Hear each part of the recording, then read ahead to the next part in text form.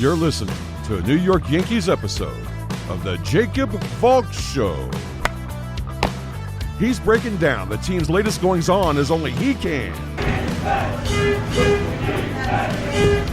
Follow him on Twitter at RealJacobValk. Here he is, Jacob Valk. Hello, Yankees fans! Welcome to another Yankees episode of the Jacob Valk Show. I am Jacob Valk, coming at you after a typically quiet deadline day for the Yankees. I mean, they made one move. They got Rob Brantley, a fourth-string catcher. That was all Cashman decided he needed. Didn't want to pay the price for Lynn. Didn't want to pay the price for Marte. Didn't want to pay the price for Clevenger. The Yankees were in on all these guys. Didn't want to pay the price for Kevin Gausman either.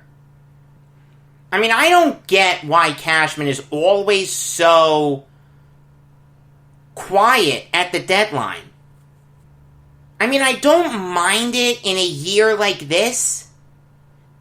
If you want to tell me you don't have a sense of urgency for this year because it has an asterisk anyway, I can respect that. But I want Cashman to come out and say that. Say, I don't feel a desire to win this year. I don't want this proud franchise to have that asterisk. It would be a stunning statement, but I would respect it. But if the argument is going to be that the Yankees didn't need anything because everyone's going to come back, no, that's not true. Are all these guys going to come back? Yes, that part is true.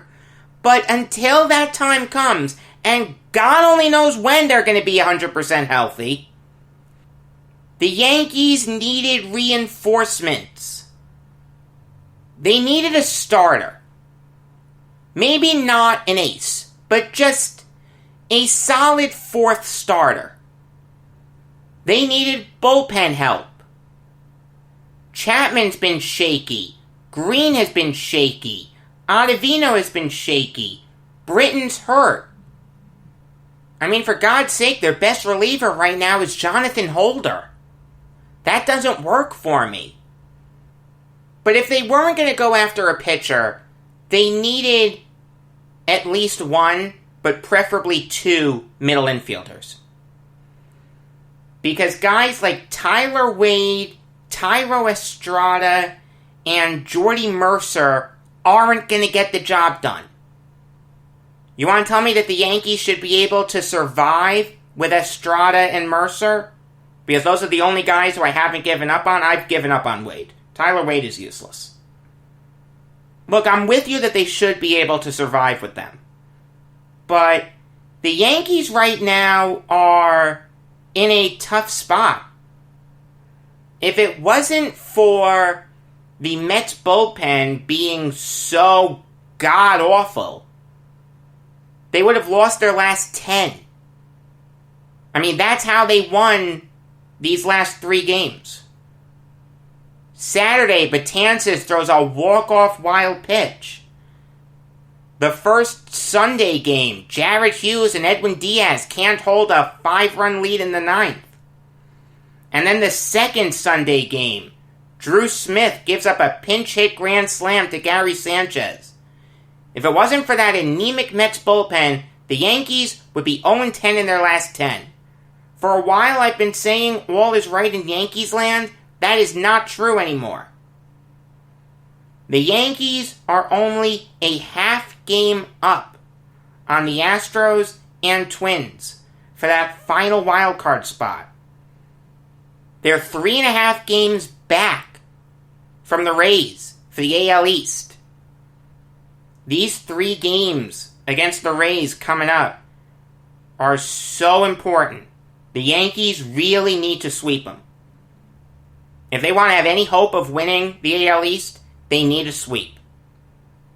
You want to tell me that you're looking at the returns of guys like Torres and LeMahieu and Judge and Stanton and Britton as your deadline acquisitions? That's all well and good, but you have to be firmly in a playoff spot for that to work. There is a real possibility that the Yankees don't make the playoffs this year.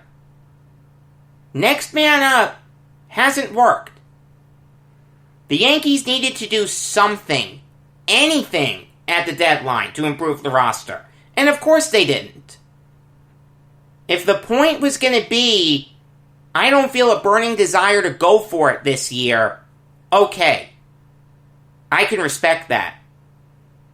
But I know what Cashman's going to say. I've heard him sing this song before. We weren't willing to meet the price of any of the guys who we inquired about, and all these guys coming back are going to be our trade deadline acquisitions. It's the same song.